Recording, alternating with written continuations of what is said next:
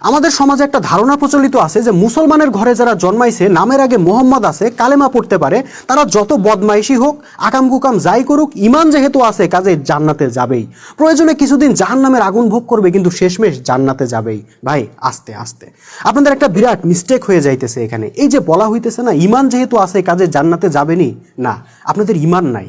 আপনারা আল্লাহকে সৃষ্টিকর্তা, পালনকর্তা, রিজিকদাতা হিসেবে ইমান রাখেন, কিন্তু আল্লাহকে হুকুমদাতা, বিধানদাতা, সার্বভৌমত্বের মালিক হিসেবে ইমান রাখেন না। আল্লাহকে বাদ দিয়ে আপনারা মানুষের তৈরি হুকুম বিধান মাইনে নিছেন এবং এর মাধ্যমে মানুষকেই হুকুমদাতা, বিধানদাতা হিসেবে গ্রহণ করে নিছেন। আপনারা মুখে মুখে যতই বলেন লা ইলাহা ইল্লাল্লাহ, কিন্তু বাস্তবে আপনারা কি করতেছেন?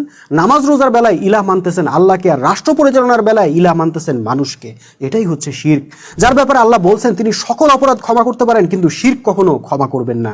হ্যাঁ, আপনারা যদি সত্যিকারের ইমানদার হইতেন তাহলে আল্লাহকে একমাত্র হুকুমদাতা, বিধানদাতা হিসেবে ইমান রাখতেন এবং আল্লাহর দেওয়া বিধানে আপনাদের সমষ্টিগত জীবন পরিচালিত হইতো। আর তারপরে কোনো ব্যক্তিগত অন্যায়, অপরাধ, পাপ করলেও আল্লাহ সেটা ক্ষমা করে দিতেন। কিন্তু ভাই, যাদের ইমানই নাই তাদের আবার ক্ষমার প্রসঙ্গ আসে কেমনে? তাদের আবার জান্নাতের প্রসঙ্গ আসে কেমনে?